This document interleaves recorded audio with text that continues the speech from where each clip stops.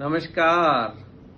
आज सुबह सुबह मेरे पड़ोस में एक आंटी अपने बच्चे को डांट रही, क्या पढ़ता नहीं है, सुबह जल्दी उठता नहीं है, सारे दिन भर मोबाइल देखता रहता है, रील देखता रहता है, कुछ कर लिया कर। तब मैं सोच रहा इतनी कमियां क्यों गिना रही है आंटी, क्यों ने सकारात्मक सोच रही हैं। तब मेरे को एक कहानी याद आ गई।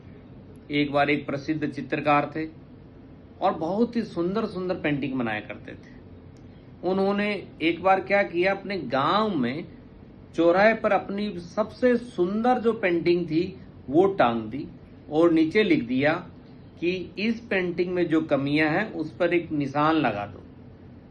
और सुबह टांग कर वो चले गए। शाम को आकर जब देखा तो उस पेंटिंग में इतने निशान लगे हुए थे, उसे देखकर वो परेशान हो गए कि मेरी पेंटिंग में तो बहुत कमियां हैं। और परेशान होकर घर जा रहे थे तो उनका एक दोस्त मिला।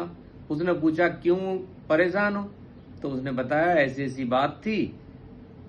तो फिर बाद में दोस्त ने बताया एक काम करो, यही सेम पेंटिंग कल चौराहे पे टांगो और उसके नीचे लिख दो कि पेंटिंग में जो कमियां हैं वो नीचे पड़े ब्रश लेकर उसको सुधार दो और फिर टांग के फिर बाद में चले जाओ।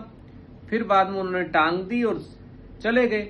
जब शाम को वापस आया तो पेंटिंग पे कोई निशान नहीं मिला, पेंटिंग एज इट इज। यानी मनुष्य को किसी दूसरे में कमियां निकालना, उसकी आलोचना करना बहुत आसान काम लगता है, और वहीं पर यदि कह दिया जाए कि इसको सुधारना है, सकारात्मक सोचना है, सहयोग करना है, तो वो कठिन लगता है।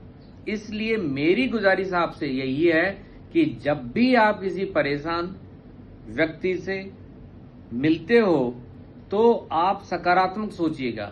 सबसे पहले उसको समझने की कोशिश कीजिएगा, उसको ज्ञान मत दीजिएगा ये क्यों हो गया, क्या हो गया। पहले काम क्या, वो आपको अपना जो ग्रीवांश है, दुख वो सुनाना चाहता है, तो उसको समझने की कोशिश करो, उसको सहयोग करने की कोशिश करो, फिर उसको समझाओ कि ऐसी गलती भविष्य में न करे। तो आप कमियां निकालने वाले, आलोचना करने वाले मत बनिएगा, आप सहयोग करने वाले, हेल्प करने वाले, सकारात्मक सोच रखने वाले बनिए और सदैव मस्त रहिए, खुश रहिए, स्वस्थ रहिए। धन्यवाद।